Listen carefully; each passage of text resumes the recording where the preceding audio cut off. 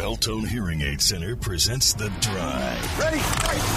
The Drive. Elmore deep, left side three is good! From 30 feet, John Elmore! The Drive with Paul Swann.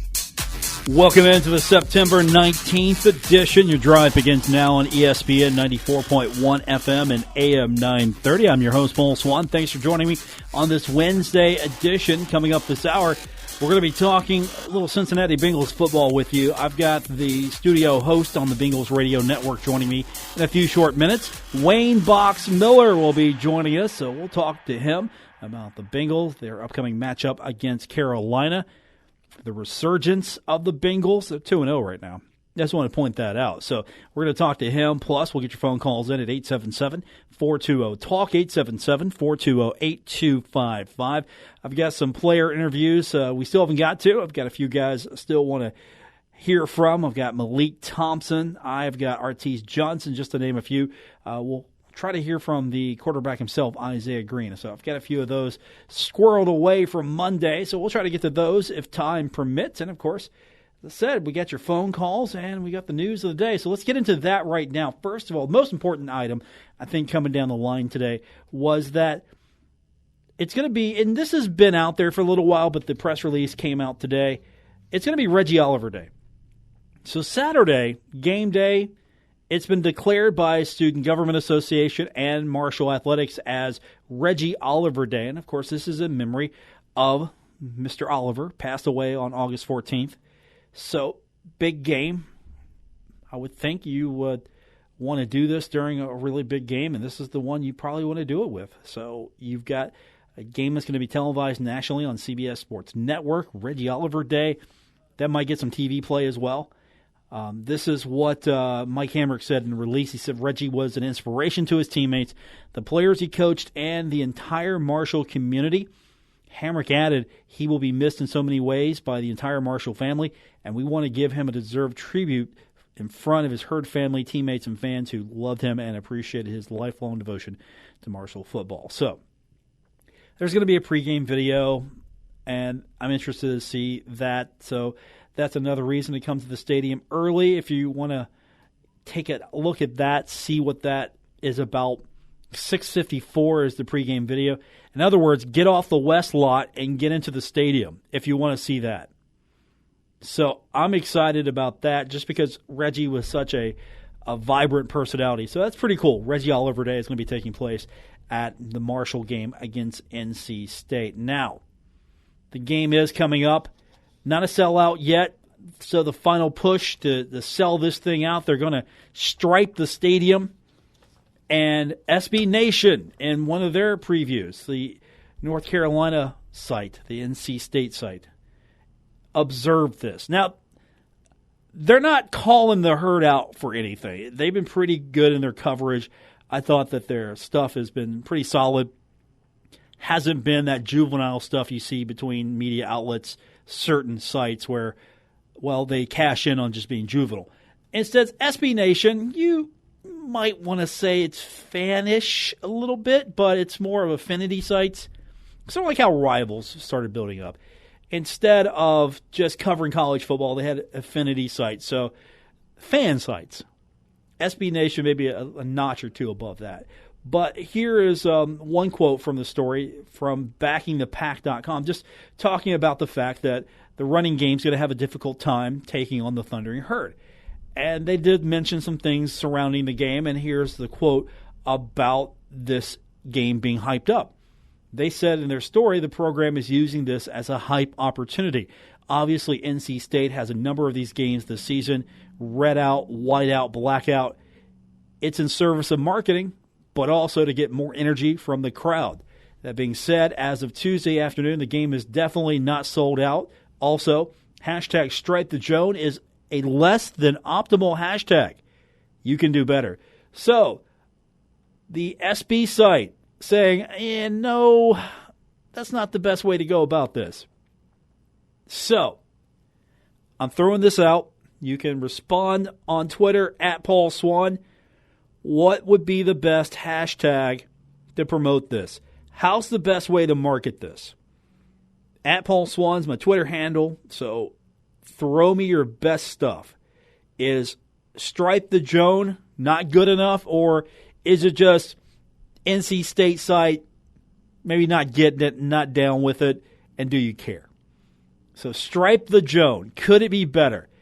And wouldn't it have been cool to have a green out or a white out instead than a stripe situation?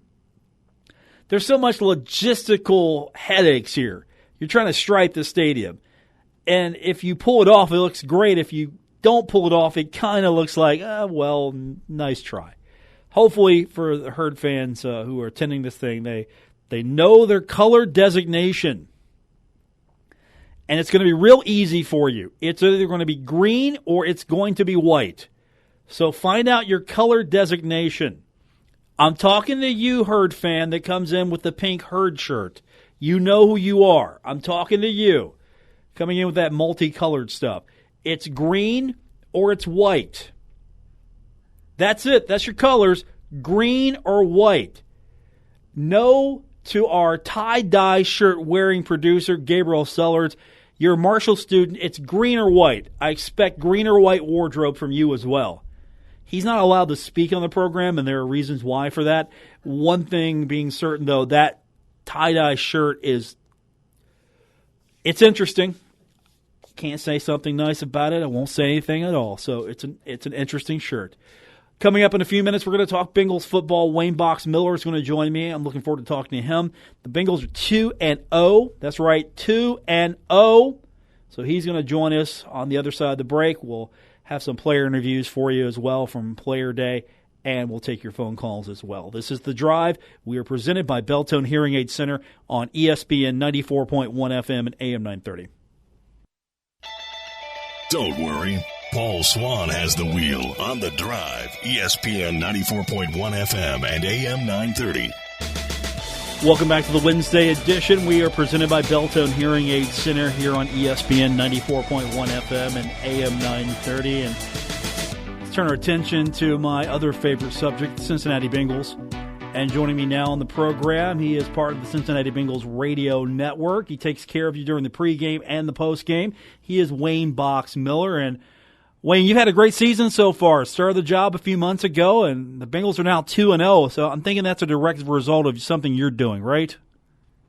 Yeah, I'd like to think so, and I'm going to stick to that until anything changes. But, yeah, they're off to a great start. I mean, you think about last year when they started 0-2 and made an abrupt change with the offensive coordinator replacing Zampese with Bill Lazor. So, what a difference a year makes. Is it just that fact that, okay, we've got some time now to get everything in place, and maybe some of the doubters didn't see this coming? Because I really feel that there are a lot of people still feel that maybe this 2-0 is fool's gold right now. Well, they don't ask you how, they ask you how many. And, whether people think it's fool's gold, you beat Baltimore, which means you've got a win in your division, which is always important.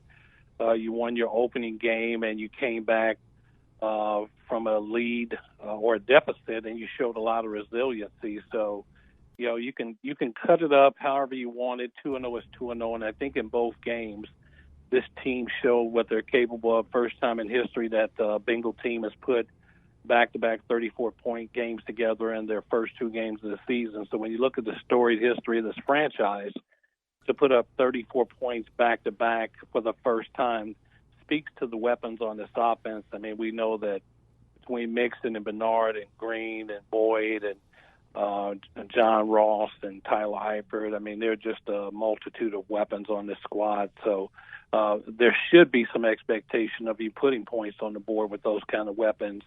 And let's give the offensive line credit to date. They've given Andy Dalton protection and given him a chance to throw the ball. That seems to be the big difference there, because sometimes Andy would get in trouble, and that was because the protection wasn't there. So that maybe caused a few more interceptions. It feels like he's a little bit more secure back there now. The passes have been better, and, of course, A.J. Green has definitely been on top of his game. He was so amazing in that game against Baltimore. If you were a fantasy football team owner and you had him on your squad, you won the day. You won the day. He's a special guy. I mean, he's a special wide receiver, and I don't say this because I work with the Bengals, but I would take A.J. Green over Odell Beckham any day, only because there's no drama, there's no controversy, there's no dissension, there's no unpredictability with A.J. Green. He's going to show up, he's going to punch in, he's going to work hard, he's going to punch out, and he's going to go home, and you don't have to worry about, getting phone calls or media controversy and things with him. He's just a gifted guy. And, unfortunately for Baltimore, they waited too late to realize that they should have had safety help over the top from the word go. But he made a couple of great plays. I mean, broke a tackle and got in the end zone. A lot was made about the coaches. I think you and I talked about this in preseason. I was very excited about the coaches that they added, one of them, Frank Pollock. And he's very demanding. He's a little different, a very aggressive coach, and you can see the result. This offensive line is still not where they want to be, and they'll tell you that. But, I mean, they're getting the job done. Wayne Boxmiller joining us. He is part of the Cincinnati Bengals Radio Network, taking care of you, starting your day, ending your day, and, of course, it's always a good day when the Bengals win. So 2-0 now, and I'm a little concerned. The news came in today that things seem to be better than maybe what at least I thought they would be initially, that Mixon is going to be okay. He had his surgery on Saturday, so he's just now filling it out, trying to get back when he feels comfortable. Was there sort of just an apprehension that, oh, no, things are going well and we might lose this guy when he went down? Well, I think that many people didn't realize that there was even an issue that would require surgery because he's such a tough kid, a hard runner, and, apparently, and again, I'm not a medical person, but it appears that they said it was a slight tear. But the bad news for real is that Trey Carson had an injury, and, they waived him to injured reserve and brought in Thomas Rawls. So what once was a very robust and healthy position at running back is now down to Giovanni Bernard, fourth-round pick Mark Walt, and then they brought in Thomas Rawls. So Trey Carson nor Joe Mixon will be available against Carolina. Wayne Boxmiller, our guest, and that's the next opponent. Bengals are taking on Carolina. This looks like in years past, I thought this might be a tougher game, but this one seriously looks winnable with the Bengals because Carolina's going to score, but can they stop the Bengals? That seems to be the bigger question this week is, can that Carolina defense withstand the Bengals the way they've been producing as of late? Yeah, because, they gave up points against Atlanta, and as you said, they're not world beaters. I think one of the interesting matchups will be when you look at Michael Johnson and Carlos Dunlap. Cam Newton is not typically used to seeing defensive linemen as tall as him, but conversely, they're not used to seeing a quarterback that's 6'5", who's nimble and gifted. So there may be a nice little matchup there that a lot of people aren't focusing on because Cam, with his release point at that height, can throw over a lot of lines. But with Michael Johnson and Carlos Dunlap, getting those hands up in the air could pose a problem for him because he's just not used to that. And also this team seems to have a little bit more confidence going in. You start out 2-0, as we mentioned. They're on top of the division. Everybody else is right now looking up at the Bengals, and that's a nice feeling to have. Steelers aren't looking as invincible as they used to. Cleveland's better, but they're still having their troubles, and you just took out Baltimore, and Baltimore really looked like at times they were not very good.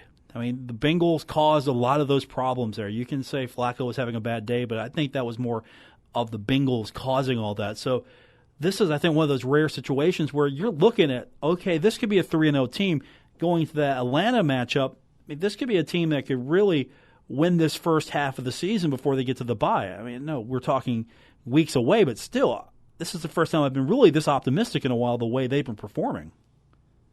Yeah, they have put themselves in position to win football games, and they're going into the game 3 with that same mindset. I mean, you've got 14 one-game seasons still on the docket, but I think when we talked about the defensive coordinator coming in from Detroit and bringing in his style of football, they've got 5 turnovers in the first 2 games. So when you look at that element, you already say, well, wow, they said they wanted to put the emphasis on turnovers. They got turnovers. They're happening.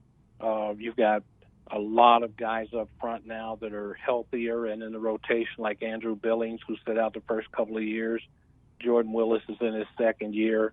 Sam Hubbard, a rookie's come in and already made an impact, got a first sack. He's also lining up as a fullback and some special packages at the goal line. So, this defense with Preston Brown and some of the other players, putting up some great effort, leadership, and statistics, you've got some good things going on. And Jesse Bates, a lot of people were questioning why you would let George Iloka go, but in 2 games, Jesse Bates has proven that he's a pretty smart, heady football player and knows where to be when it's time to make plays.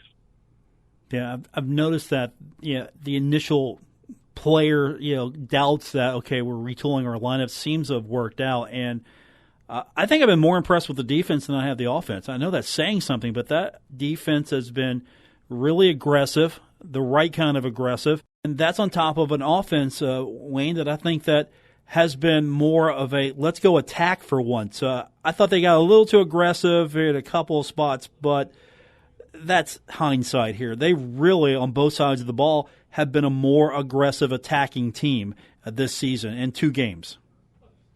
Well, both coaches, Coach Terrell Austin, the defensive coordinator, likes to play on the other side of the ball. That's what he likes. He also likes to create turnovers, and we talked about that. But Coach Pollock, the offensive line coach, his philosophy is to be aggressive as well. So where you had a offensive line coach before, Coach Paul Alexander, who may have approached the offensive line scheme a little different, Coach Pollock likes to be a little bit more aggressive on offense. And so when you're attacking, you're trying to at least make contact with the defender right at the snap, or at least push them off to the other side of the ball and give Joe Mixon a little running room.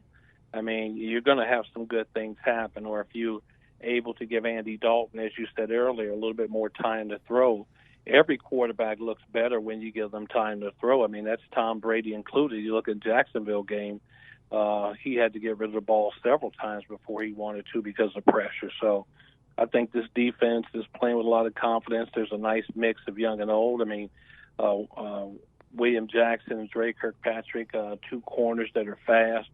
Both have length in terms of their arm and wingspan, and both are playing pretty good. You look at the linebacking core, Preston Brown missed the Baltimore game, but Nick Vigil and Jordan Evans and, Vinny Ray and, just a cast of linebackers that love to play the game are out there playing. And then up front, Carlos Dunlap, Pro Bowler, Michael Johnson, been a Pro Bowler. You got Andrew Billings, who I think is just really going to have a good year. You've got Sam Hubbard, who's already making noise, and Jordan Willis in his second year. I think Jordan Willis is just really an underrated player. But these guys, man, Ryan Glasgow, their rotation is pretty impressive up front. So when you get in the fourth quarter against this defense, you're going to still be getting pressure like you were in the first quarter. Is that the key to contain Cam Newton? He's been sacked, I think, 5 times already this year. He's been hit 9 times. Is it going to be more important for them just to keep that pressure on him, try to contain him? What's the solution to Cam Newton to stop him? Just get him or just contain him? Well, it's discipline. When you have a rush pack stunt, whether that's just basic driving toward the quarterback, you can't let him get outside of that because he'll hurt you.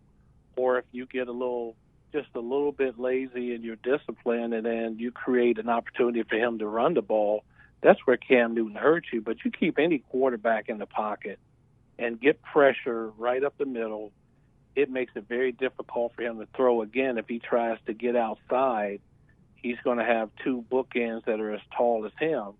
And, that's a challenge for him, too. If you think back to the Super Bowl, DeMarcus Ware and Von Miller were making life very hard on him because they were putting pressure on the edges. So I think that you just want to keep him in the pocket, make it difficult for him, make him uncomfortable. But if he decides to run with the ball, if you're, disciplined and where you should be, then he doesn't have a lot of real estate from which to choose directionally where to run.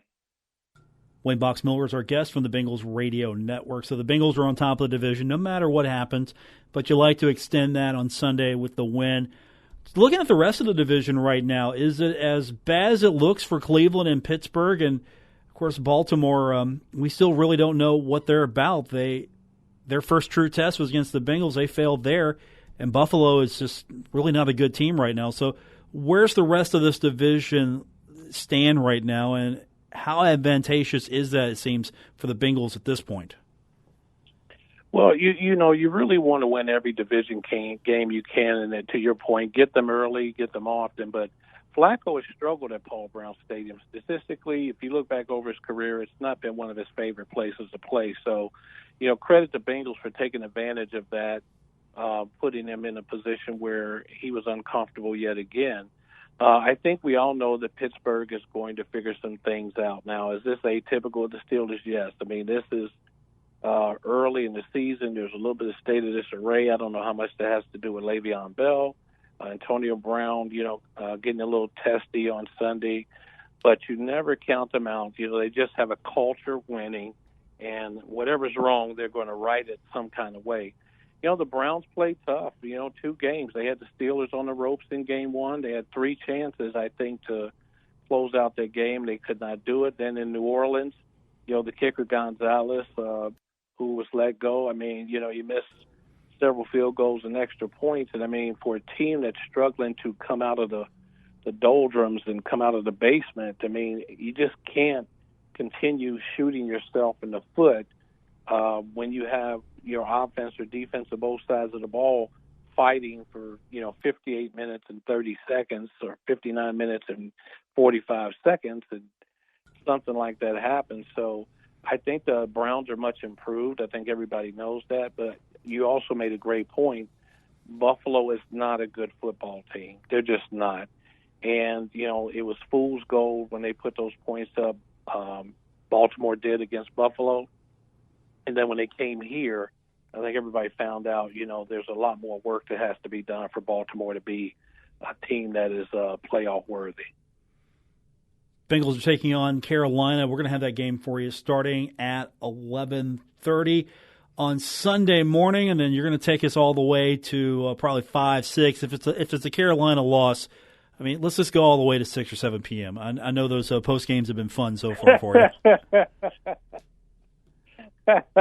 Well, we got a few other obligations, so we, some of those things are out of our control, but it would be nice to celebrate win number 3, that's for sure. But you guys can go till 7 or so. I mean, we'll pick up Sunday Night Football like 7:30 here, so you can at least take me to 7:30 with that.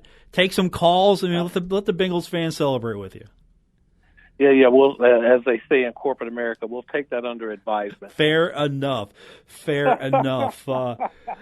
It was fun listening. I didn't get a chance. I wanted to come to that Thursday night game. I didn't get a chance to come, but it was fun listening to all the fun going on in the pregame for sure.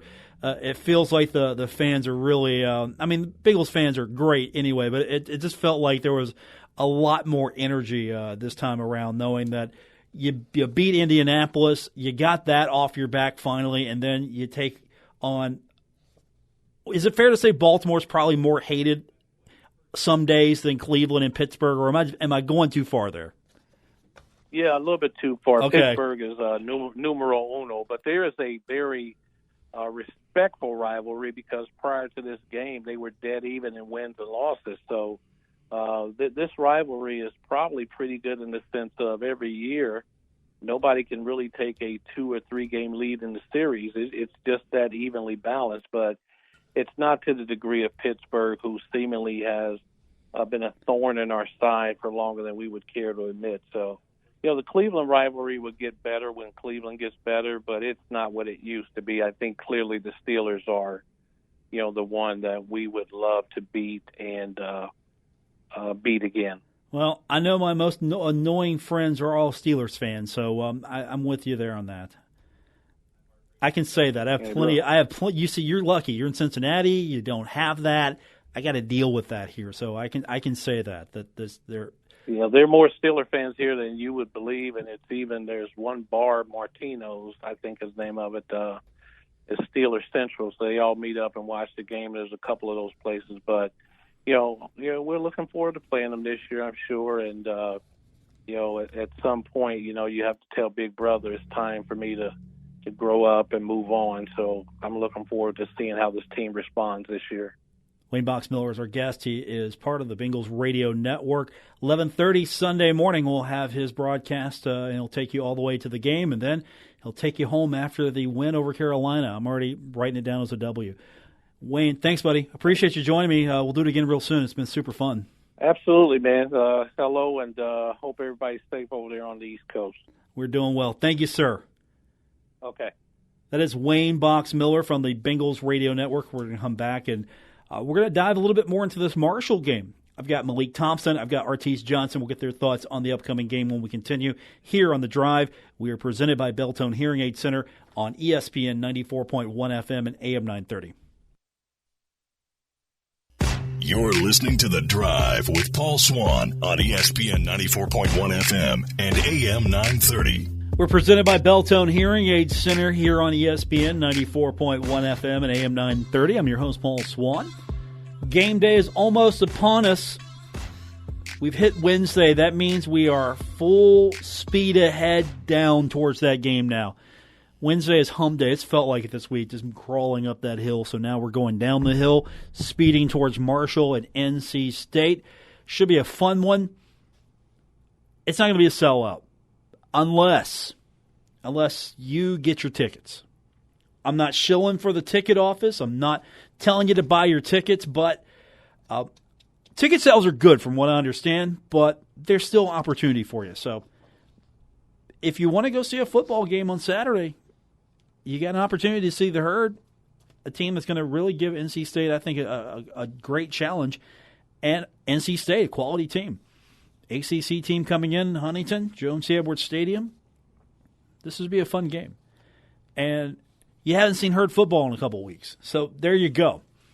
I am expecting Herd fans to show up and sell out. Your expectations may vary, but I'd like to see it. I'd like to see this one. Just show up at Jones C. Edwards Stadium. Crowd is filling up the west lot. You get into the stadium, people are jammed in there. College football Saturday at its finest in Huntington. That would be fun. I'd like to see that.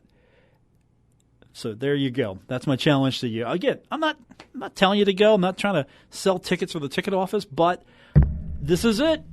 Circle this one on the calendar. Here it is. First or second biggest game on the schedule, depending on importance, because that FAU game could loom large down the line.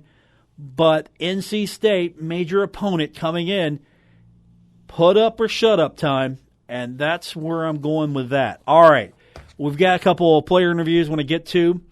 First up, caught up with Malik Thompson. Now, here's a guy that's kind of benefited from not having a Ryan B in that lineup, and he's definitely thrived, and that means he's gotten important playing time.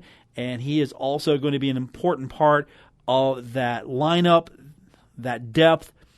He's going to be able to go in there, rotate in and out. You're going to have some guys. And Malik Thompson, one of those guys that's really benefited from not having a Ryan B there because of that opportunity that was afforded him. And he took charge of that. So on Monday, I'm talking to these guys. Again, I'm asking them about just, hey, what's the transition like? You're going from South Carolina to NC State game prep. And here's what Malik said as we talked to him about that and heading into the NC State game. Big change, like Doc always says, sudden change. So we just took it as a couple extra days to get ready for NC State, get a jump ahead. So you're a little bit better prepared now. Yeah, most at this point in the game. Yeah, it felt like we're just going into like a bowl game. You're not a bowl game. You have extra days to get prepared, just like that, going into the NC State game. So at this point of the week, you know a little bit more about NC State.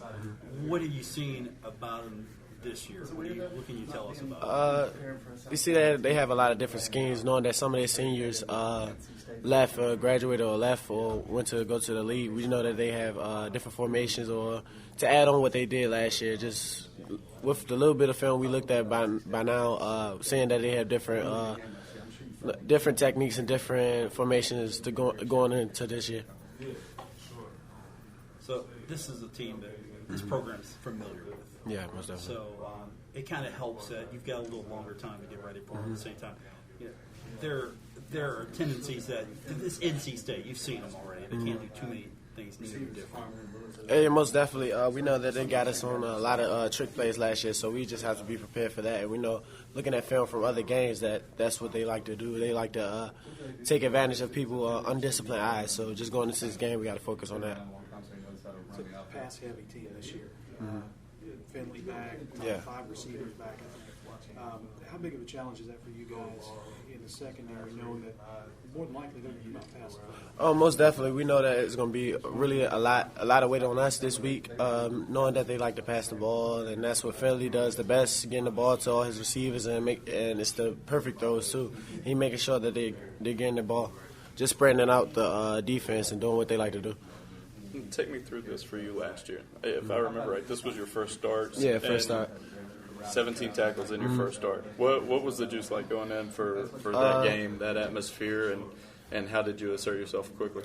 Just treating it like every game. Like I go into every game not thinking about the crowd and how big the fans or what. I just think about just playing football, basically. Just going back to like when you was little playing in the backyard. It's just football at the end of the day. Just because you got fans don't change anything. Football at the end of the day. So just going into each game, having that mindset, just having that assignment and knowing what I have to do football-wise, and not getting outside of that box is how I can stay focused. If I remember right, you made the first tackle of the game on kickoff. How does that help calm you down going into that first start? Just knowing how the game speed is going to be and just how the opponent is going to be going down, running down, and making the tackle just helps me get used to making tackles throughout the whole game. Decided that NC State's coming here. Oh, most definitely. It's going to be a big game. I know it's going to be packed. Is there any extra excitement now that you missed a week? You didn't get to play on Saturday, so. I think everybody's like on the edge of their seat, just ready to get back on the field because it's like we had a bye week when we wasn't supposed to have a bye week, so everybody's just anxious to play the next game. The extra film study. I know that Finley. I think he's gone for 300+ in both of the first games, but they haven't really been able to establish a run.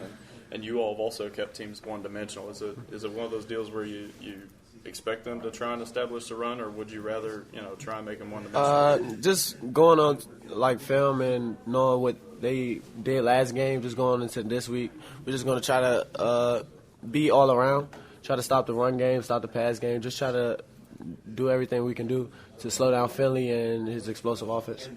You mentioned the trick plays.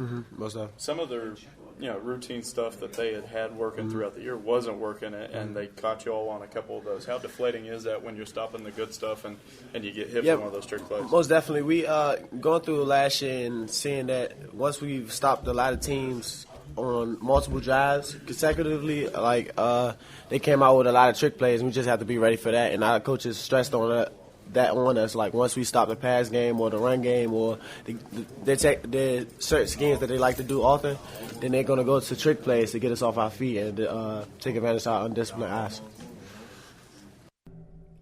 All right, that was Malik Thompson. We're going to take our last break, come back, and we're going to hear from Artis Johnson as we're getting closer to Marshall and NC State.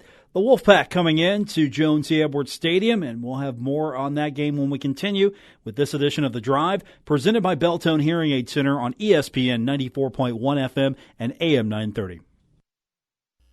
Now, back to The Drive with Paul Swann on ESPN 94.1 FM and AM 930. Welcome back to the Wednesday edition of The Drive, presented by Belltone Hearing Aid Center. We got a few minutes before we say goodnight, so let's make the best use of it. I've got Artis Johnson. Again, when talking to these guys on Monday, you kind of get a feel for what was that transition like between getting set for South Carolina and then all of a sudden you're told that, okay, we're getting ready for North Carolina State, NC State. So here's Artis Johnson's response to that as we preview the game with NC State. Yeah, we were kind of down about us, not playing South Carolina, due to the hurricane or whatever. But we also took that time to get our bodies back, relax a little bit and focus more on NC State, getting to know them and getting to know, their schemes and what they do. So I felt like it was an advantage for us to get ready to play them and get ready for the game. So. And have a good week of practice. So. Now, Marshall's seen NC State's seen Marshall, so this one isn't as hard to get ready for. This isn't just an opponent you haven't played in a while. But what is different about them? What have you seen? Just putting it on film, what do they do this year that maybe they used to do, still do, or they're different? What have you seen?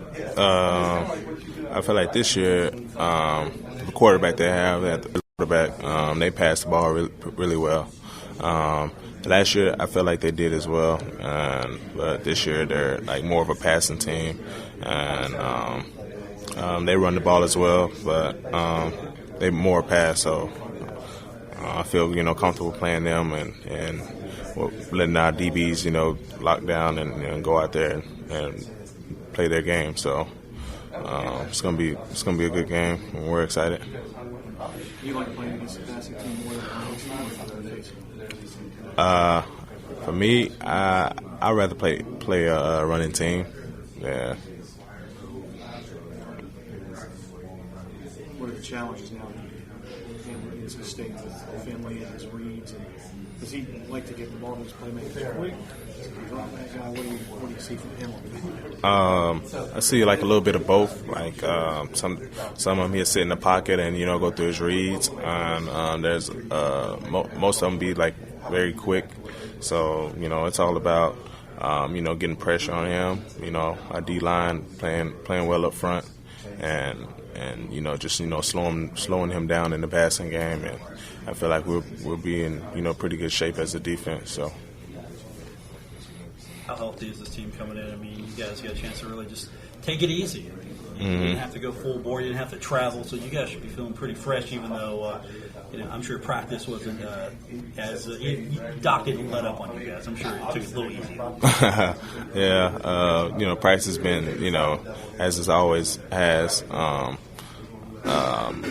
we're healthy. We got time to rest and stuff, and that was good for us.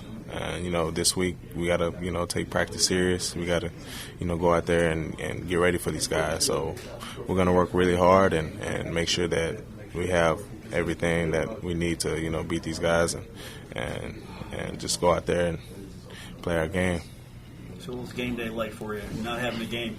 It was kind of boring a little bit. We had practice, but it just it didn't feel right, So, but we made use of that time by getting our bodies back right, and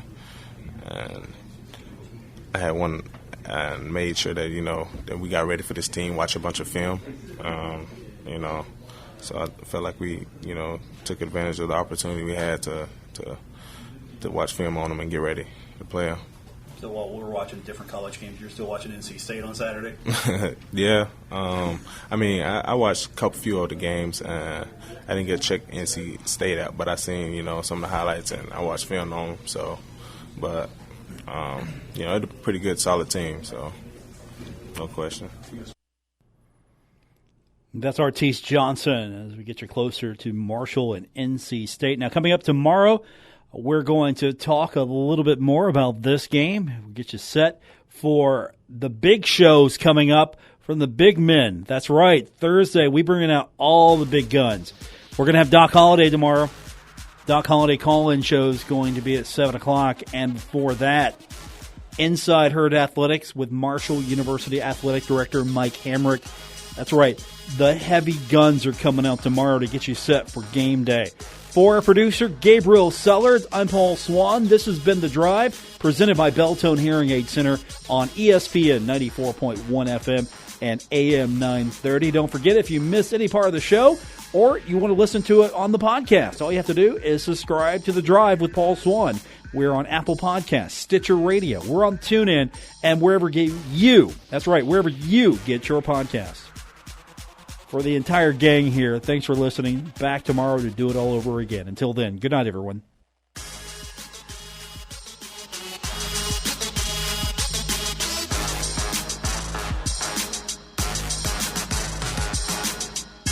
WRBC Huntington, W227BS Huntington, ESPN 94.1 FM and AM 930. Huntington Sports Station.